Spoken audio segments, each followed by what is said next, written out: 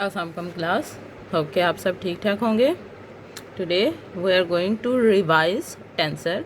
आप लोगों ने पहले भी टेंसर की क्वांटिटीज़ जो है वेक्टर एंड टेंसर में पढ़ी होगी और उसके बारे में जो भी डिटेल है वो ऑलरेडी आप लोग पढ़ के यहाँ तक पहुँचे हुए हैं, एमएससी वाले भी और ऑनर्स वाले भी। सही। सो मैं ये सपोज कर सकती हूँ कि टेंसर का आपको कहीं ना कहीं कुछ पता है। ठीक।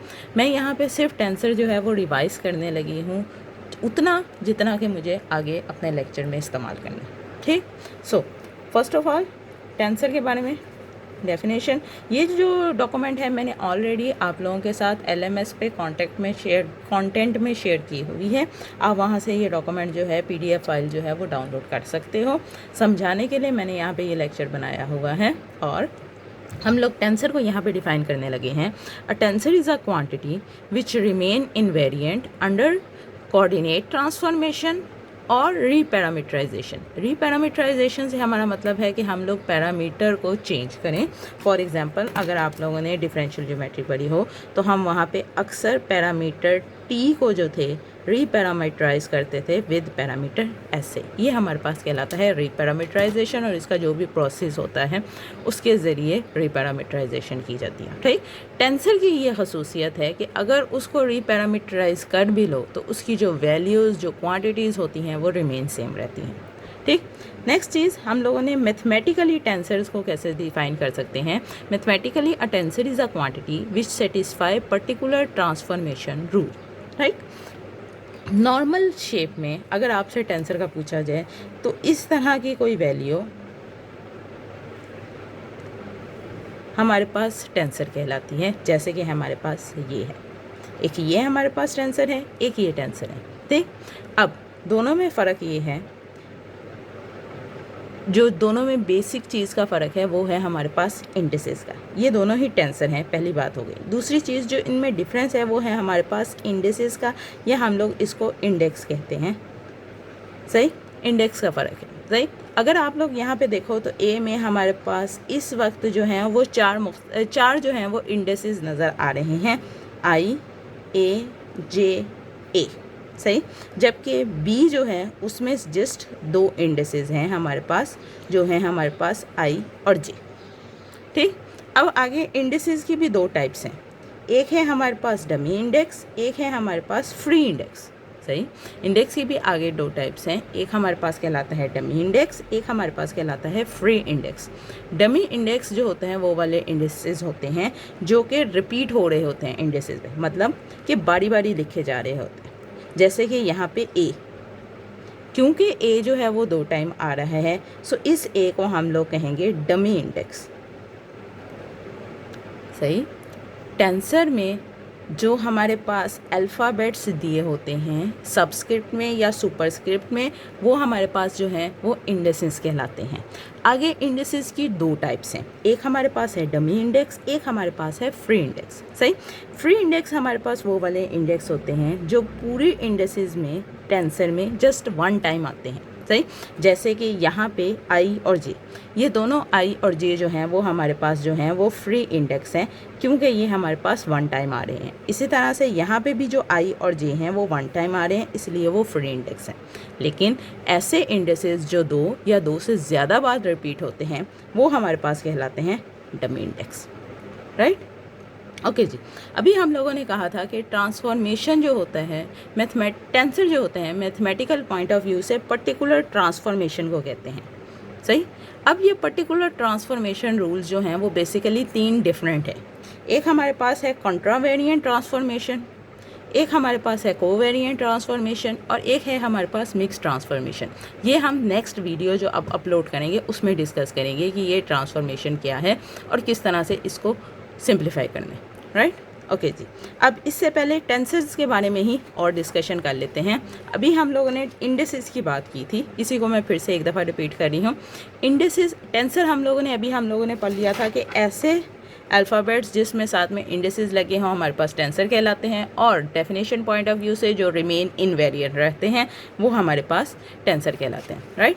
सो इंडेसेस हमारे पास अभी कहा था दो तरह के होते हैं, एक हमारे पास होता है फ्री इंडेक्स, एक हमारे पास होता है डमी इंडेक्स। ओके जी। यहाँ पे हमारे पास फर्स्ट ऑफ ऑल एक एक्सप्रेशन लिखी हुई है, ALM x की पावर m, यहाँ पे ए के साथ भी इंडिसेस हैं, एक्स के साथ भी इंडिसेस हैं, बी के साथ भी इंडिसेस हैं, ये एल है, सही है। सो अब इसमें से टेंसर्स कौन कौन से हैं? एक मेरे पास एक्सप्रेशन के लेफ्ट हैंड साइड टेंसर है, एक ये टेंसर कहलाएगा और एक ये टेंसर कहलाएगा। सो मेरे पास इस एक्सप्रेशन में दो मुख्तलिफ टेंसर्स हैं, एक ये और दूसरा ये वाला, सही। अब इसमें से जो है वो ओके जी, अब इसमें जो है ये दो हमारे पास टेंसर्स आ गए। अब इन टेंसर्स में बारी बारी हम लोगों ने ये चेक करना है कि डमी इंडेक्स कौन सा है और फ्री इंडेक्स कौन से हैं, सही। अब अगर ये वाला टेंसर अब हम लोग पहले देखें, इसमें अगर आप देखो तो ये जो m है वो रिपीट हो रहा है इस m के साथ, सही। और जब भी हमने कहा था कि m में रिपीटेशन आएगी तो वो हमारे पास क्या बन जाएगा? Dummy index. सो ये हमारे पास इस वक्त m जो है वो डमी इंडेक्स है। लेकिन b में जो है हमारे पास सिंगल रैंक b में हमारे पास जो है वो सिंगल इंडेक्स इस्तेमाल हो रहा है और इस सिंगल इंडेक्स की वजह से यहाँ पे कोई रिपीटेशन नहीं हो रही, जिसका मतलब है कि इसमें कोई भी डमी इंडेक्स नहीं है, ठीक। नेक्स्ट स्टेप में हम लोगों ने चेक करना है फ्री इंडेक्स। फ्री इंडेक्स हमारे पास क्या होता है? फ्री इंडेक्स हमारे पास क्या होता है कि ऐसे इंडेक्सेस जिसमें रिपीटेशन ना आ रही हो, जैसे कि यहाँ पे एल में इस एल इस लोकेशन के अलावा और कहीं पे भी इस टेंसर में नहीं आ रहा, इसलिए ये एल जो है वो हमारे पास है फ्री इंडेक्स। सिमिलरली यहाँ पे ये एल जो है वो फ्री इंडेक्स है। ये याद रखो कि इंडेक्सेस में इंडेक्स जो होते हैं वो दो टाइप्स के ही हो सकते हैं, या तो वो डमी होगा या फ्री होगा, इसके अलावा कोई टाइप नहीं हमारे पास एग्जिस्ट करती। जब भी टेंसर लिखा जाएगा उसमें जो इंडेक्सेस होंगे, जब भी टेंसर लिखा जाएगा उसमें जो इंडेक्सेस होंगे या तो वो डमी होंगे या फ्री होंगे, इसके अलावा कोई चीज़ नहीं हो सकती, सही। जैसे कि यहाँ पे दो जो हैं जे के जो हैं वो फ्री हैं और जो आई है वो हमारे पास है डमी, ठीक। और ये बेसिकली हमारे पास एक टेंसर क्वांटिटी है, टेंसर एक्सप्रेशन है। ओके हो गया। अरे जी, अगली बात हमारे पास जो होता है, जो चीज़ डिस्कस करनी है वो है हमारे पास टेंसर का रैंक, सही। टेंसर का रैंक हमारे पास क्या होता है? रैंक ऑफ टेंसर भी इसे हम कहते हैं। नेक्स्ट टॉपिक जो हम लोगों ने डिस्कस करना है वो है रैंक ऑफ अ टेंसर। और अगर आप यहाँ से डेफिनेशन पढ़ सको तो number of free indices in a given tensor is called rank of the tensor. Number of free indices in a given tensor is called rank of the tensor. Okay जी, अब यहाँ से शुरू करते हैं। ये एक हमारे पास टेंसर था, इसमें फ्री इंडेक्स हमारे पास कितने थे? दो, आई और जे। इसका मतलब इसका जो रैंक है वो है 2, सही। इसी तरह से मेरे पास एक ये है, इसमें हमारे पास फ्री इंडेक्स कितने हैं? 2, इसका भी रैंक है हमारे पास 2। फ्री इंडेक्स के जो नंबरिंग होगी वो। अच्छा जी, अब हमारे पास ये दो टेंसर हैं, एक ऊपर वाला एक नीचे वाला। इसमें फ्री इंडेक्स कौन से हैं? एल। इसका मतलब जो इसका रैंक है वो भी 1 है और जो इसका रैंक है वो भी 1 है। सिमिलरली अगर इसके बारे में डिस्कशन की जाए तो यहाँ पे हमारे पास रैंक जो है वो 2 है बिकॉज जे के, सही। लेट्स से अब यहाँ पे एक हम लोग लिखते हैं,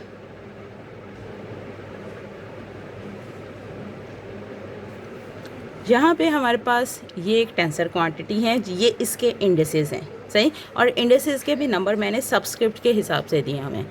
इस हिसाब से हमारे पास जो इंडेसेस टोटल बन रहे हैं वो n इंडेसेस बन रहे हैं। और क्योंकि इन इंडेसेस में जो है वो रिपीटेशन नहीं हो रही, इसका मतलब कि जो इस टेंसर का रैंक है वो है n, राइट। ओके जी, नेक्स्ट चीज़ जो हम लोगों ने डिस्कस करनी है वो है Einstein summation convention. When ever an index appear twice in an expression, then the summation with respect to the index is understood for all values of the index, namely 1 to n, unless stated otherwise. If index repeated, then the summation apply, सही। इसका मतलब Einstein summation वहाँ लगती है जहाँ पे हमारे पास dummy index हो, सही। और आइंस्टाइन समेशन लगने का क्या तरीका है? फॉर एग्जांपल मेरे पास जो स्पेस है वो n स्पेस है, सही, n डायमेंशन है। फॉर एग्जांपल जैसे 3 डायमेंशन होती है, 4 डायमेंशन होती है, सपोज़ मेरे पास जो स्पेस है वो n डायमेंशन है, सही। अब अगर इस टेंसर में, ये हमारे पास एक टेंसर है जिसमें एक फ्री इंडेक्स है आई और एक डमी इंडेक्स है जे। सही।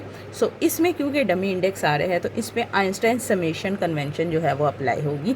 और वो किस तरह से अप्लाई होती है कि समेशन लग जाती है डमी के लिए, जे वेरीज फ्रॉम 1 to n।